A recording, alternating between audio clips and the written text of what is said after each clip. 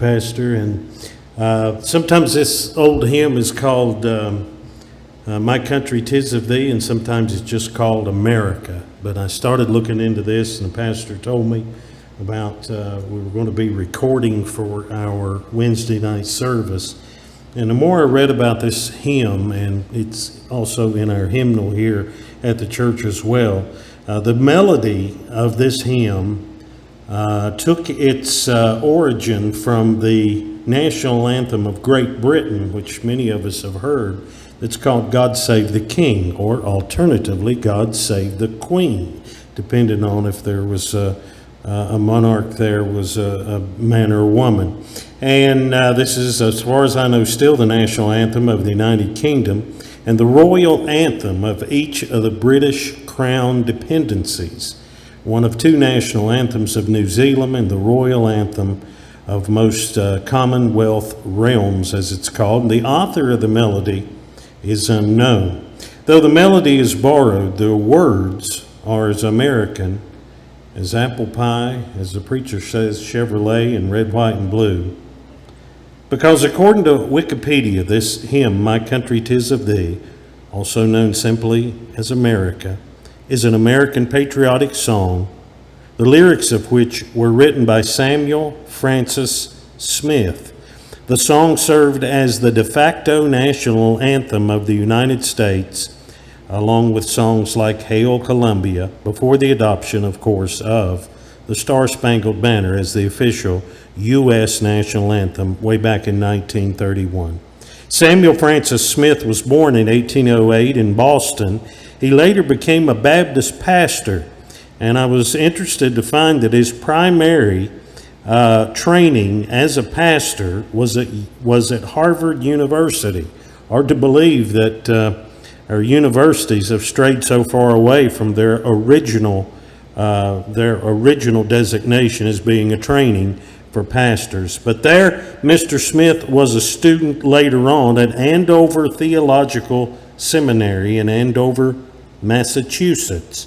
And while there, a composer by the name of Lowell Mason had requested that Smith translate, or rather provide some new lyrics for some songs that he had brought from Germany at the time.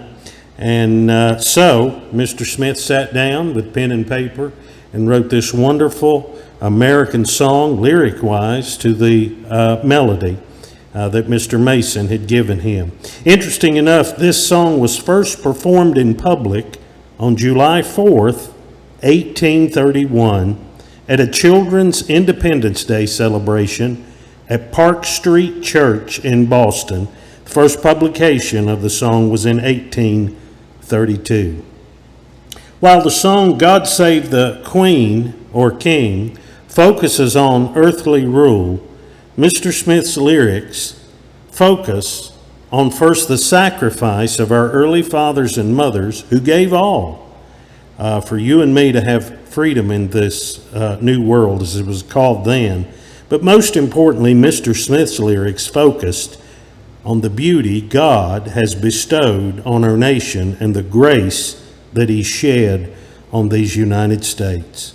The last stanza boils down to the message of the true King, and the last stanza, the lyrics say this: Our fathers God, to thee, author of liberty, to thee we sing.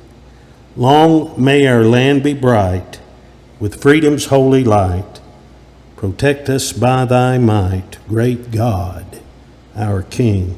I think you'll agree that on this July 4th, as well as any day that we're alive and well in America, we should remember that we are here and we are free, certainly by the sacrifice of our founding fathers and our brave men and women in the military now. But ultimately, we are still here today, this day, and free only because of the Lord Jesus Christ. He is the King of kings and the Lord of lords. So this Independence Day, may we recognize the beauty of our land, the bravery of our men and women in uniform, but not forget who we owe everything to, the Lord Jesus Christ, or as the song says, great God,